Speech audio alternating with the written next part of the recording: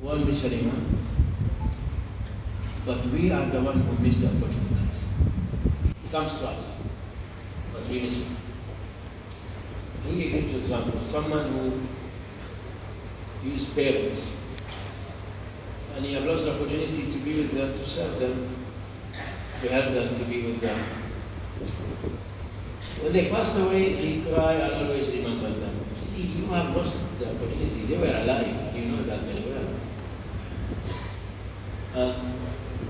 Next to Tawheed Allah subhanahu wa ta'ala, next to the oneness of Allah, وَقَضَى رَبُّكَ أَلَّا تَعْبُدُوا إِلَّا إِيَّاهُ وَبِالْوَالِدَيْنِ إِحْسَانًا.